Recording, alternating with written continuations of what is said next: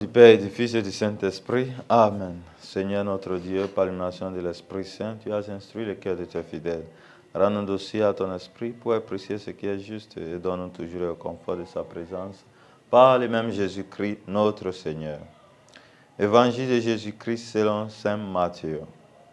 En ce temps-là, Jésus, arrivé dans la région de Césarée de Philippe, demandait à ses disciples, « Au dit des gens, qui est le Fils de l'homme ?» Il répondit, « Pour les uns, Jean le Baptiste, pour d'autres, Élie, pour d'autres encore, Jérémie ou l'un des prophètes. » Jésus leur demanda, « Et vous, que dites-vous? Pour vous, qui suis-je » Alors Simon-Pierre prit la parole et dit, « Tu es le Christ, le Fils de Dieu vivant. » Prenant la parole à son tour, Jésus lui dit, « Heureux es-tu, Simon, fils de Jonas. Ce n'est pas la chair et le sang qui t'ont révélé cela, mais mon Père qui est aux cieux.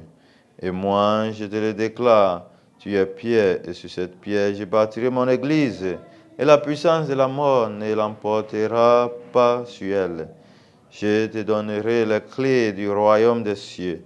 Tout ce que tu auras lié sur la terre sera lié dans les cieux. Et tout ce que tu auras délié sur la terre sera délié dans les cieux. Acclamons la parole de Dieu. Louange à toi, Seigneur Jésus. Chers fidèles du Christ, aujourd'hui, jeudi 29 juin, nous fêtons la solennité de Saint-Pierre et Saint-Paul. Cette solennité des apôtres Pierre et Paul nous rappelle que Dieu ne choisit pas de personnes parfaites pour être ses apôtres. Jésus donne le nom à Simon, Pierre, et fait de lui le chef des 12 et son vicaire. C'est un homme faible et impétueux. Mais Christ l'investit de l'autorité de guider et de gouverner son Église. Saül persécuta, d'autre côté, les premiers chrétiens croyants qui rendaient service à Dieu. Jésus lui apparaît sur le chemin de Damas et transforme radicalement sa vie. Il deviendra, par la grâce de Dieu, les apôtres ou l'apôtre des nations.